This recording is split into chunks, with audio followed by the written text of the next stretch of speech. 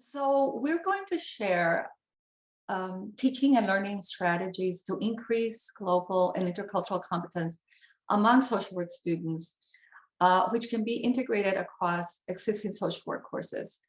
And I want to say that although we are focusing on social work here, what we're going to be talking about can be applied in other fields as well by tailoring the resource to that field. So we developed this teaching resource as a collaboration between the CSWE Center for Diversity and Social and Economic Justice, that's the Council on Social Work Education, the Catherine A. Kendall Institute for International Social Work, and Words Without Borders Campus, which Nadia will be describing later in the presentation. An article from The Guardian from a few years ago brought attention to a symposium organized in Vienna on World Social Work Day. So social workers from around the world came together to talk about refugee issues. The article describes how social workers are supporting migrants and refugees in countries they are leaving and in camps they have set up in Jordan, Turkey, and Lebanon, in the UK, Germany, Afghanistan, and Austria. According to the article, social workers from countries affected by the refugee crisis came together to pool information so they can best support refugees throughout their journeys and on their eventual arrival. So in the field of social work, there is an expectation, according to our accreditation standards, that social workers gain the knowledge of global interconnections needed for competency in advancing human rights and social justice. And even beyond this, there are many reasons why we want to provide this knowledge to our students. We do live in an interconnected world. So what does understanding global interconnections mean, especially for social work? It means understanding the causes of globally interconnected problems, such as displacement and poverty, climate change and war, and the consequences for individuals, families, communities, and the society more broadly. It means becoming familiar with strategies being used across the world to solve common global problems. It is just so enriching to see all the different approaches that are being used under different circumstances. And finally, effectively coordinating the efforts across countries when intervening, when working with individuals, families, and communities that are affected by globalization. So first, from a pedagogical perspective, you know, how would we approach this, and what are the ways of approaching this type of teaching that will actually come across to students and you know, make a difference? So a typical approach to helping our students make sense of issues facing communities is through the use of data, theory, and analysis. So for example, we can give our students data showing the rate of poverty among Blacks as twice that of whites. And we can introduce them to a theory that attributes the economic disparity to structural racism and intersectionality. And we can offer an analysis of the characteristics of poverty that results in particular from structural disparities. For example, a characteristic is poor health and excess deaths due to untreated diseases, which clearly should not be happening, but result from the disparities. But because this form of information, these forms of information are abstract, we need to take it a step further to help students visualize what these problems mean for people and communities and the society at large.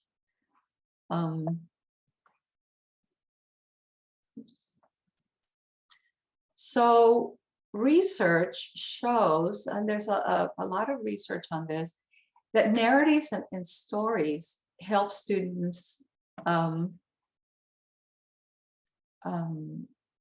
to better expand their understanding of this more abstract knowledge and motivate empathy in real life situations. It can be transferred to that. I'm sorry, there we go.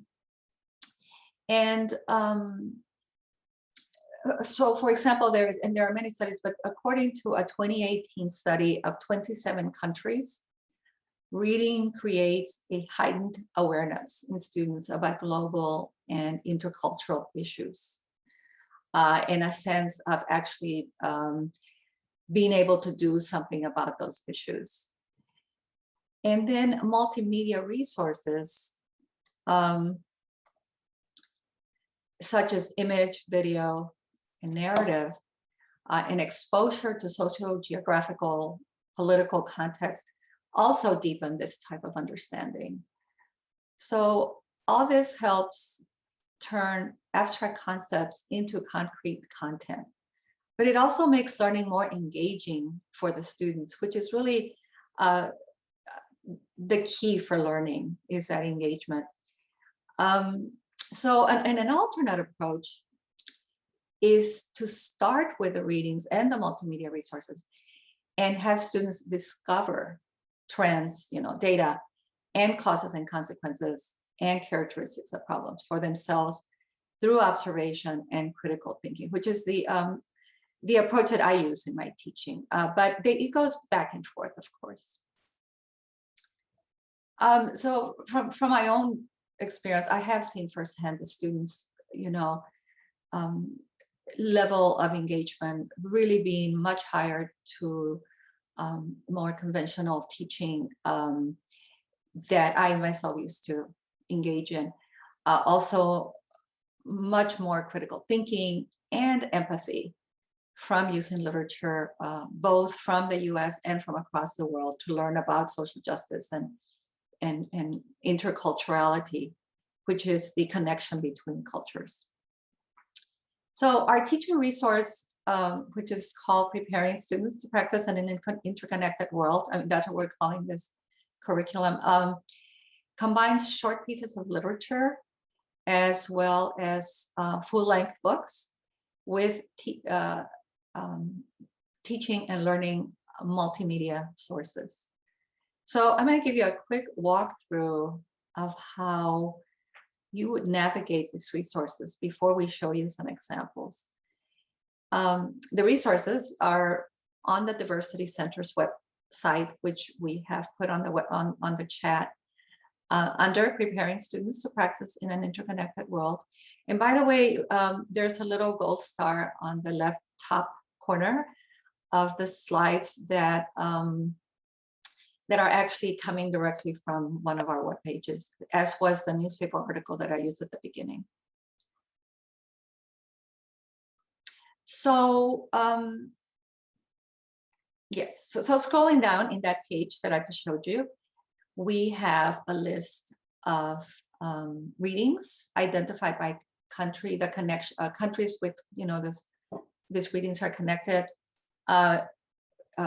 We have readings from Iran, Mexico, Russia, and Syria. This is a preliminary list of readings. This is kind of our preview.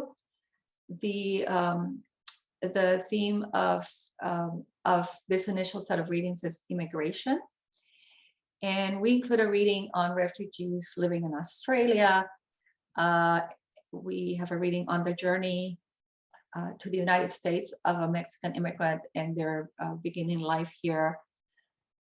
The story of a young Iranian immigrant living in the streets of LA, story of a human trafficking in Russia, the story of the resettlement of 2 immigrant women in the United States. And that one shows a lot about their interactions with the social welfare system. And the story of an Iranian woman who decides not to leave Iran, which is another aspect of immigration, which is not moving. And we're going to be adding more readings and resources on a range of themes, such as poverty, family, coming of age, and living in periods of social transformations. So clicking on the title takes you to a teaching module that looks like this. And it contains links to 2 sets of resources. So first, when you're clicking on the title that's in the text box, takes you to the website of Words Without Borders campus, where you will find the story and a rich set of sources covering socio-geographic political context.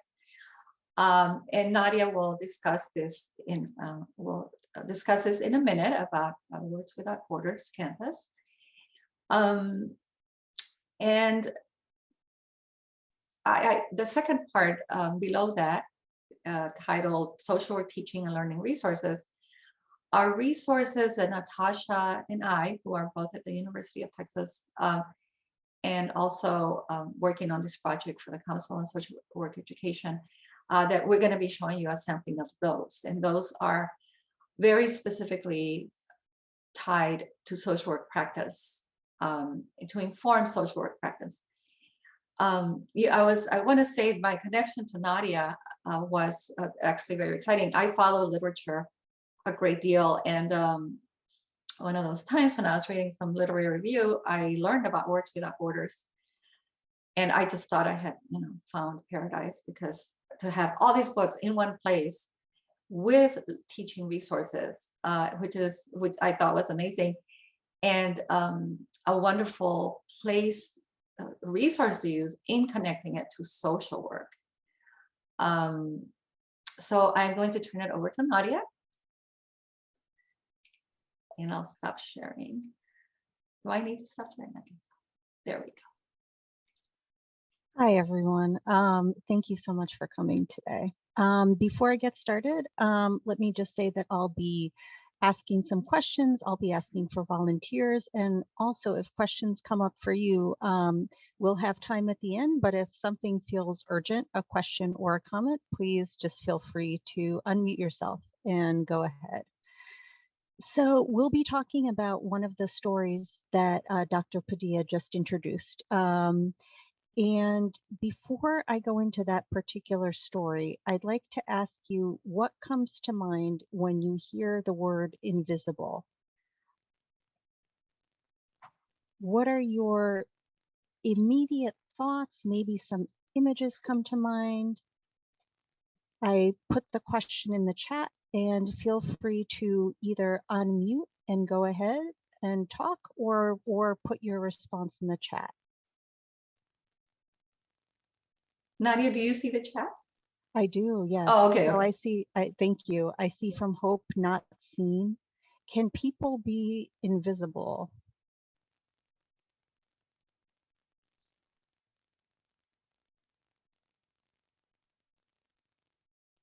Hidden bias. Yeah, so we can, thank you, Janice. So we can be, some aspects of us can be invisible to ourselves. And that's very relevant to what we're about to look at. Anyone else? Any immediate responses to the word invisible? Doesn't matter. Yeah. Doesn't matter to whom?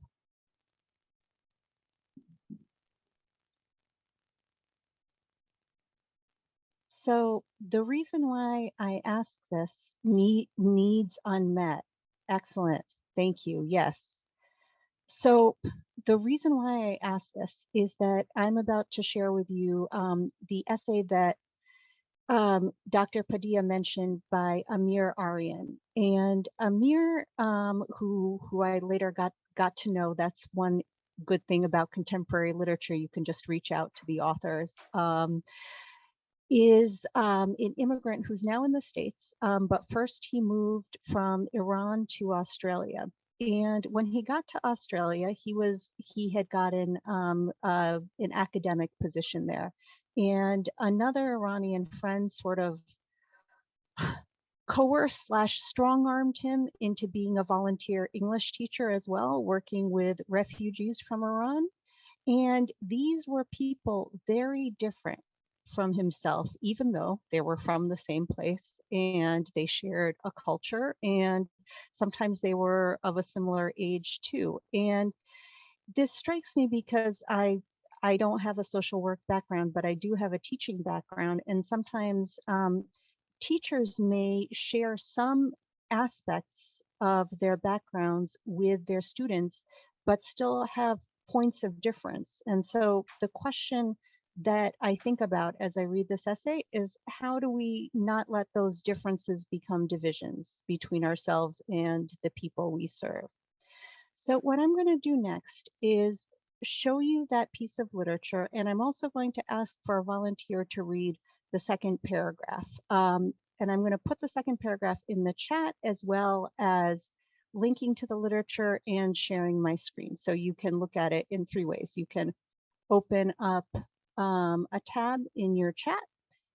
Sorry, you can open up a browser tab, or you can read along with me when I share my screen, or you can look at it in the chat. So here's the link. And then here's the part that I would like to ask someone to read out loud. And so just start taking a look at that as I begin to share my screen.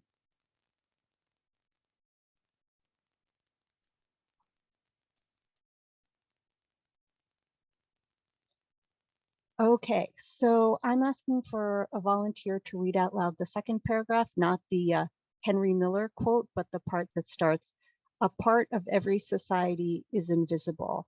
And if you're willing to do that, please go ahead and unmute yourself and just begin, please.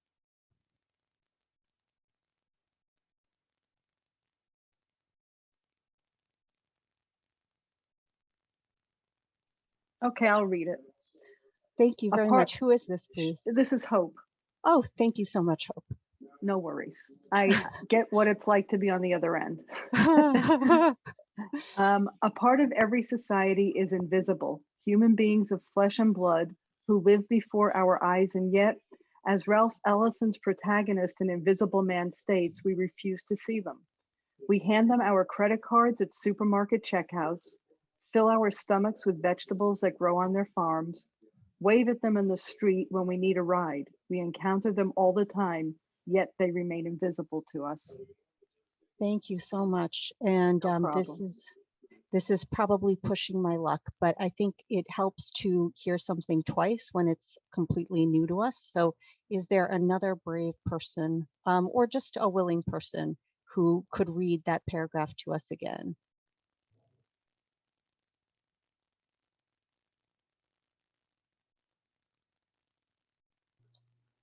I can read it. Thank you very much. And who is this? Janice. Thank you so much, Janice. A part of every society is invisible, human beings of flesh and blood who live before our eyes, and yet, as Ralph Ellison's protagonist in Invisible Man states, we refuse to see them. We hand them our credit cards at supermarket checkouts, fill our stomachs with vegetables that grow on their farms, wave at them in the street when we need a ride. We encounter them all the time, yet they remain invisible to us. Thank you so much. So now that you've heard it a couple times, I'm interested in your immediate responses. What emotions come up, and do any experiences come up? Maybe your own, maybe those of clients that you've worked with, maybe students, maybe members of your community.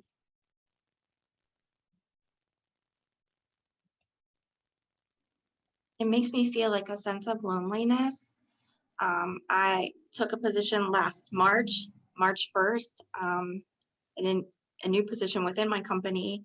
And then 3 weeks later was COVID, right? So send us home. So I've been working from home for almost, for a year. And then previously I worked in a very, very busy office. So I'm still adjusting. Yeah, I can imagine. So hard to just talk on the phone with the patients because I miss them, I miss their faces, and you can't get as personal. Yeah, it's alienating, and first to come to a new place, and then to not even be able to get to know the people there, and to serve people when you're at a distance. It's really really difficult. Let's see. Hope wrote something in the comments. When I am shopping, many times I'm thinking about who is on the other end to produce and pick the food I am enjoying. I sometimes try to envision who that person is. That's great. That's rare. I think it would be probably a better state of things if more of us did that. Anyone else responses to the idea that some people in our society may be invisible? I wanted to add something to the comment just made right now, because in one of my social work courses, I had a student who, they all volunteer somewhere, and he was volunteering with homeless people at Salvation Army. And he used to work at a Pizza Hut.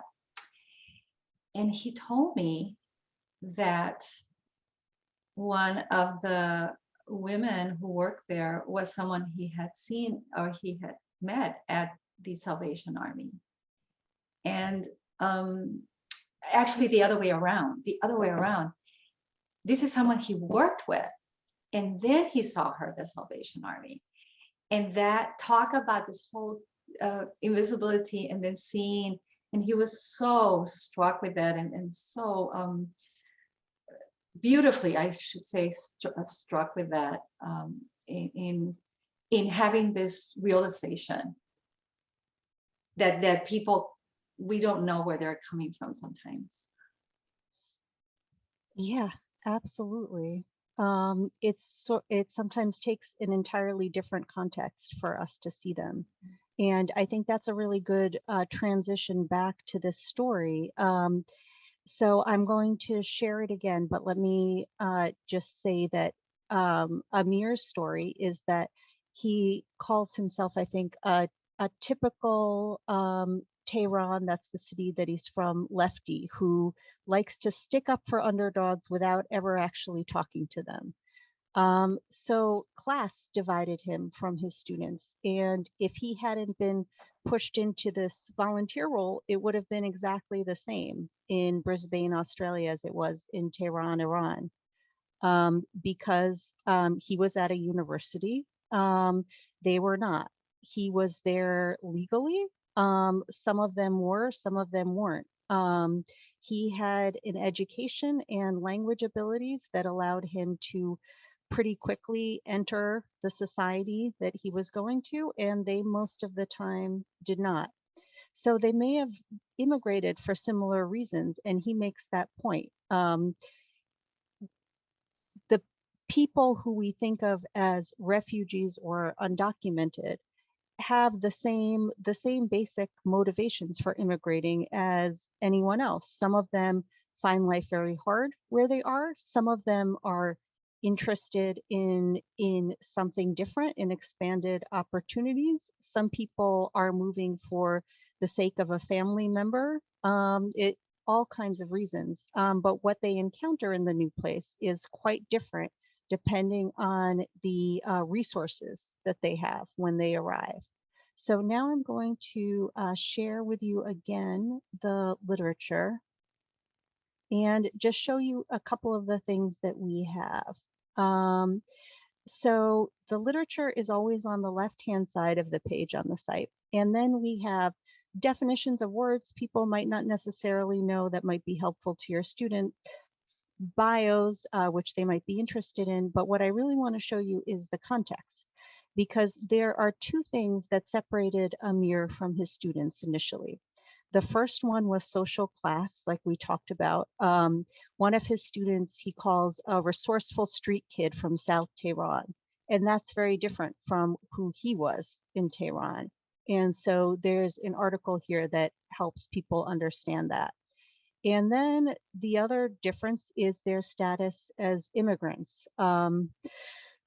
So in addition to being invisible because they might have jobs where people don't tend to notice who's serving them, they might also be physically invisible because Australia likes to detain immigrants on islands outside the mainland, and conditions in those places are pretty terrible. And it's sort of, the conservative government is sort of using it as a deterrent, and somewhat similar to how we separated families a couple years ago. And obviously that is a very different reception than someone gets when they found a university position and go straight there and the faculty welcomes them, etc. So I wanted to show you that because that might be something that you can look at with your students and have them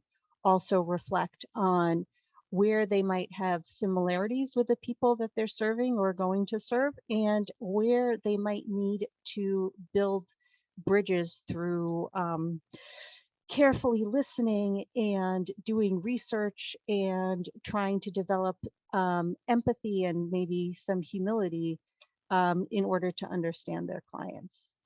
And then the last thing I wanted to show you was teaching ideas. So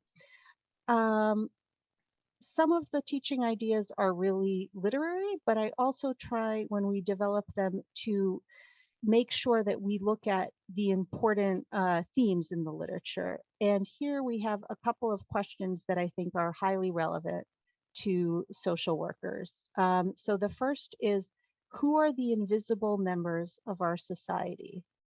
And the second is, how do invisible people become visible? And we're going to pass over that because that's sort of a bigger question, and there are lots of good examples in the essay itself. But the last one I think we can discuss, and it's, how can we help ensure that all members of our community are seen and heard? So I'm going to stop the share now. I'm going to copy the questions into the chat, and we don't have time to break out and talk about them in smaller groups, but if you're doing teaching, I would suggest doing that as part of your work with this story. So let me just put the questions here. And if anyone has any immediate thoughts in response to these questions, it would be great to hear them.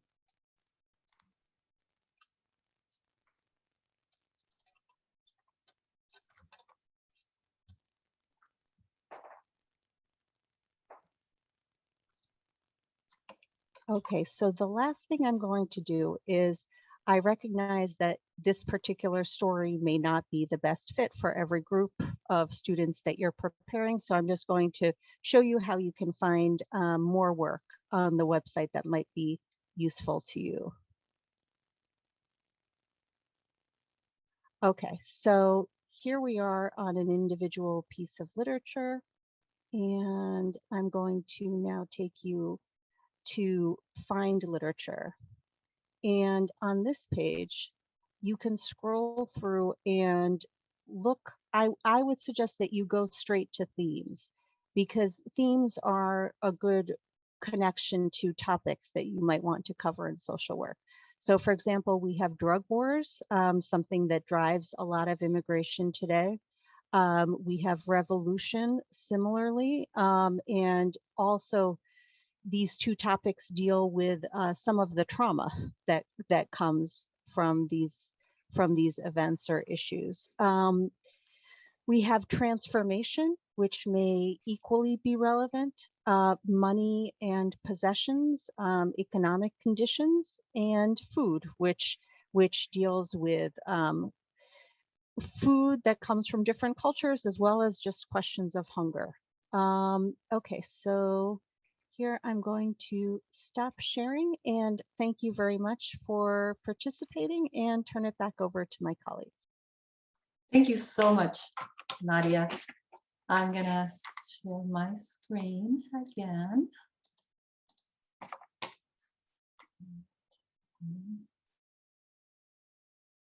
Start with here.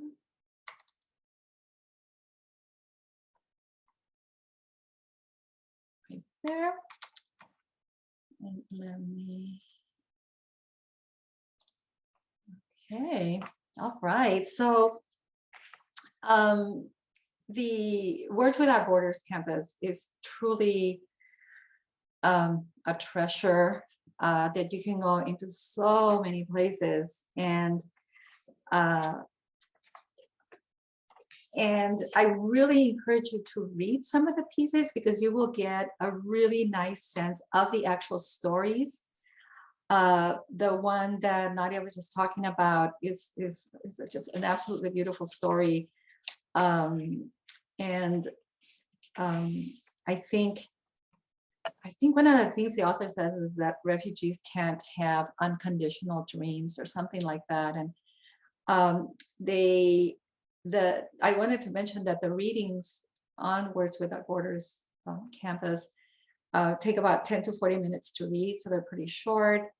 They include nonfiction, but they also have fiction, poetry, and graphic pieces. So then, building on Words Without Borders and the readings there, and the multimedia resources, we at the Diversity Center at the Council on Social Work Education, Natasha and I have compiled additional multimedia teaching and learning resources from across the world, as well, with direct applications to social work practice. So, and they inform a range of fields and areas of practice. We organize the teaching and learning resources by themes, such as those that you see on the screen here. Stories in their own words, people's stories in their own words, voices of social workers, humanitarian responses in support of refugees and immigrants, models of welcoming communities, all kinds of themes that we use to organize the resources.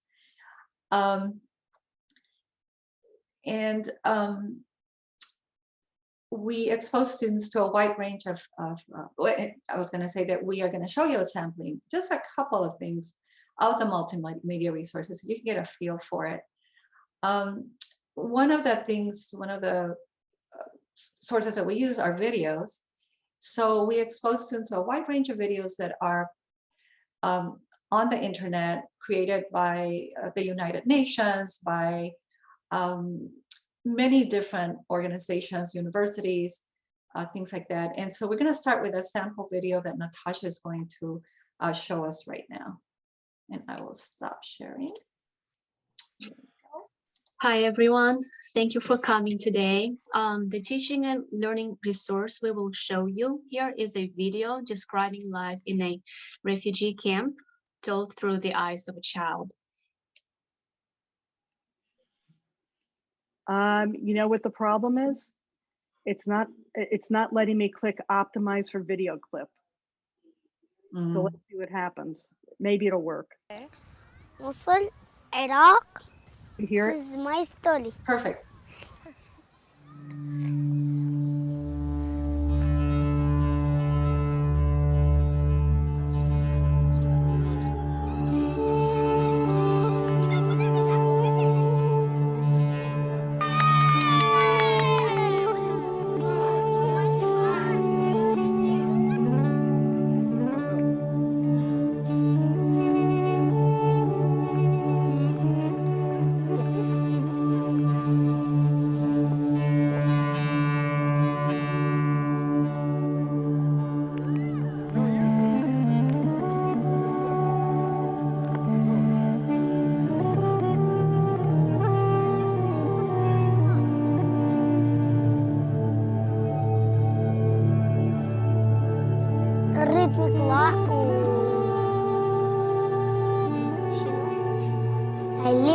and in many refugee camps in Greece with my dad. My mom and sisters are still in Iraq. My dad and I are trying to get to Germany, and then we were sent for my mom and my sister. We are here because just want a better life. In my country, ISIS were killing us. They killed many of our friends. My dad is everything to me. He takes care of me, feeds me, and plays with me. But I miss my mom sometimes. When we came from Iraq, we walked very far. We came by bus, taxi, and then a boat, and then a train. We slept anywhere on the way. Now we have been here waiting for 3 months, waiting for the border to open so we can have a better life. Every night I pray that tomorrow we can go, but nothing happens. I will keep praying every night.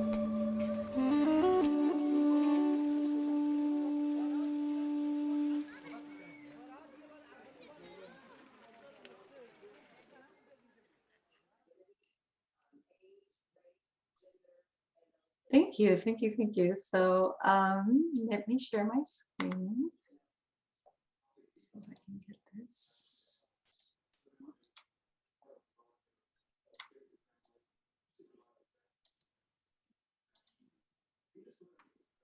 And all right, so that is, you know, actually listening to this child share his story and show us where he is extremely powerful. It's something that we can't get from, you know, from data or theories or analysis. It together it forms a picture for us and for their students. So another type of resource that the types of resources that we have are accounts, reports, things like that paint a picture of what social work is like in different countries under different circumstances. So this one describes what social service delivery is like in areas under ethnic conflict. And it's based on an ethnographic study that shows the clashes that arise between providers and the state in Myanmar, and how social workers navigate those conflicts in order to continue to support residents and refugees. Another example of some of the resources are actually sites that have a range of multimedia sources. This one is called Refugees in Town project, supporting integration of refugees and hosts. And as you can see, you know, they have articles, news, art, reflections, analyses. And so students can explore these resources, and these resources draw on refugees themselves, as well as the people in the communities where they are living, their hosts.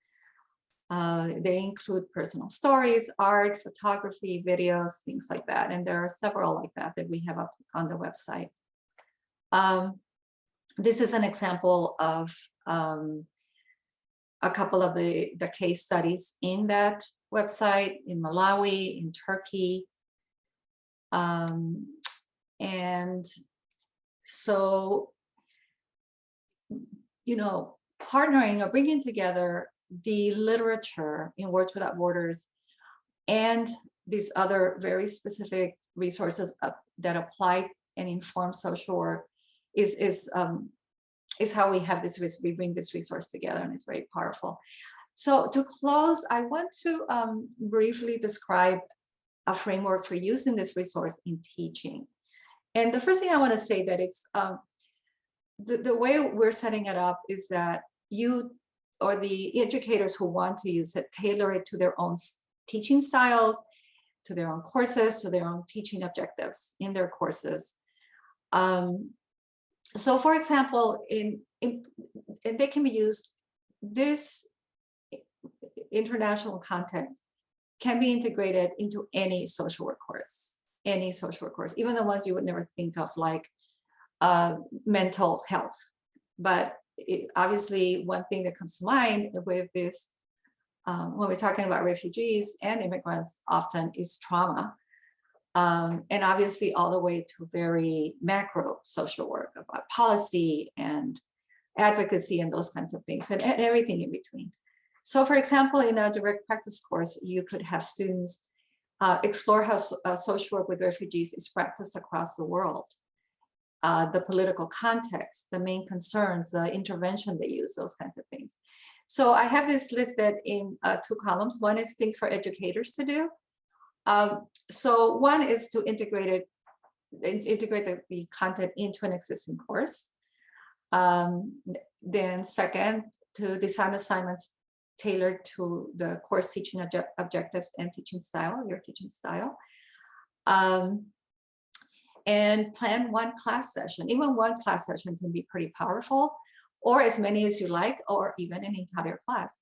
I teach a whole class called How to Change the World, which is about social justice, and it's based 100% on literature. Finally, pick a set of readings. So you curate the set of readings from our list, or others that you might find, for your students to select from. And then the things for students to do individually or in groups is they pick a reading or more according to their interests, and they explore the teaching and learning resources like the ones that we were showing you. I can't emphasize enough that students selecting the readings among a set of readings is critical when it comes to using literature as a way of teaching at all, really. So the idea of assigning a reading to the entire class is not recommended when using literature, honestly, in any class. So even in an English class.